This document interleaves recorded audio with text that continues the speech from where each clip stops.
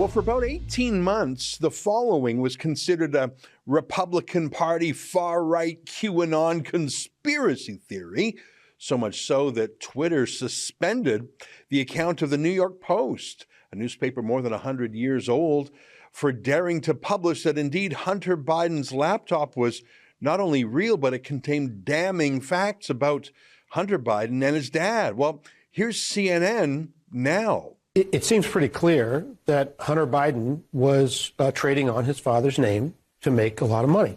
They're saying what would have got you suspended during the 2020 election campaign. Why are they finally talking about it, knowing that it's true when they've denied it for a year and a half? Joining us now via Skype from the greater Los Angeles area is our friend Joel Pollak, senior editor-at-large at Breitbart.com. Joel, you and I know that because we read the story in the New York Post a year and a half ago.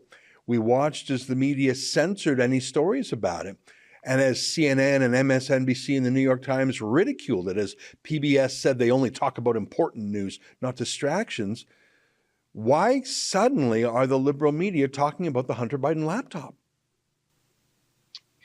Well, I think there's an indictment looming because we've seen leaks about a grand jury investigation that's collecting information that could lead to the indictment of Hunter Biden. There have also been stories about back taxes that he's paid to the IRS. So clearly some of the loose legal ends are starting to come together. He may not face charges on some of the investigations. For example, paying back taxes to the IRS is usually a prelude to reaching some sort of settlement that doesn't involve prosecution, although people can still be prosecuted and have to pay back taxes. But I think there are leaks coming out that suggest the investigation is far broader than people had imagined. You also have John Durham investigating the origins of the Russian collusion investigation. So there are a lot of things happening at once.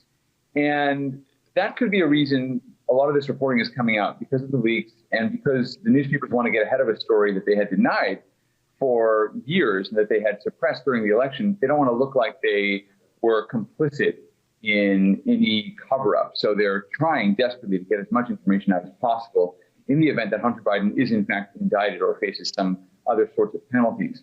But I think the other reason is that Joe Biden is now looking vulnerable. His approval rating is hovering in the low 40s, high 30s in some polls, but he's at the lowest point in his presidency. He doesn't seem to be able to handle anything, whether the inflation crisis, the high energy prices, the Russian invasion of Ukraine. He doesn't seem up to the job. He nearly launched World War III on his trip to Europe. He was making gaffe after gaffe. And so I think there are people within the media who decided he's no longer useful. His main job was to make sure Donald Trump didn't come back for a second term. He achieved that with big help from the media, Silicon Valley, and so forth. And now he's basically outlived his usefulness. So it may be that the media are indicating to the Democratic Party they need to start preparing a backup plan, and Kamala Harris is not that plan. So this is potentially building up to a moment where Biden will simply decide he's had enough, he wants to enjoy his retirement, and he's leaving, rather than face embarrassing questions about his own financial interests, how deeply entwined his finances were with those of his corrupt son, and whether he is compromised by his business dealings with the Chinese government and other foreign business partners. You said so many things there. I mean, let's go back to the beginning. You say that there may be a prosecution of Hunter Biden. It's funny because for the entire Trump administration, we heard, oh, the walls are closing in on Trump. The walls are closing in on Donald Trump Jr. and the crooked family. We learned everything, every allegation. And of course, there was no prosecution. There was no there. And it's incredible that there has been so little mainstream media coverage of Hunter. But you're suggesting there might actually be a prosecution, and we're just barely a year into Biden's administration. That's incredible. And I think that had this kind of information been known to the general public a year and a half ago, I truly think it would have made a substantial difference in the election 2020. I mean, look, I'm not an American. I'm not on the ground there. But to charge a president's son and his entire livelihood has been renting out his father's influence, and not from far away. He's on Air Force One or Air Force Two, as it was, going to China. He's traipsing around Ukraine, where his dad comes in and issues threats to his political opponents. Hunter Biden is like a barnacle on the SS Biden. he is nothing without his dad. I guess you could say the same thing about the Trump kids, but they were in the business side of the dad, not the political side. Well, the difference between the two families is that the Trump family became wealthy outside of politics, and the Biden family has no independent wealth. They became wealthy through Biden's political career. And the various members of his family, his brother, his son, various other relatives, they have become wealthy by advertising their connections to Joe Biden. That's how they have obtained foreign government contracts. That's how they have obtained domestic government contracts. That's how they have been able to get paid simply for connecting one person to another, which is a form of lobbying.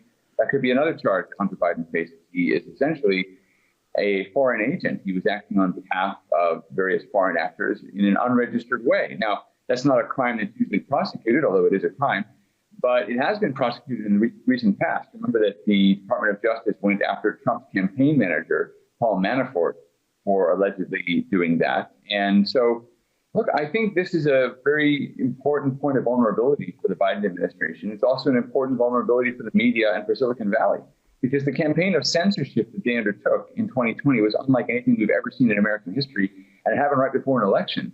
The public had a right to know whether one of the candidates had potentially corrupt business relationships with foreign powers that could then use those relationships to control the president. And all of that information was suppressed. We were told it was Russian misinformation. We were lied to about the intelligence community's assessment of it. We were just fed all these complete lies. And then if you tried to actually share the truth on Twitter or Facebook, your account was suspended. Even journalists who didn't agree with where all this was going, who didn't like the fact that it was going to help Trump if it got out, they tried sharing the article just to criticize it, and they found their own accounts were suspended. There was no debate allowed about these issues. So it was really the beginning of a dark age of censorship in this country. And the media are not just complicit in it, they actually cheered it on. So they're trying to bury that now under a slew of coverage. And you see it not just reaching the highbrow pages of the New York Times and the Washington Post, but it's also on the nightly news, on the networks. So there's now no one who can say they're not aware of it. But certainly before the November election, when it came out in mid-October in 2020, there was nobody who was aware of it outside of the conservative media because the rest of the media suppressed it. That's an excerpt from my daily show, the Ezra Levant Show. Every day I do a monologue on the news of the day, then I interview an interesting guest, and then I read my hate mail. You gotta subscribe. Go to rebelnews.com.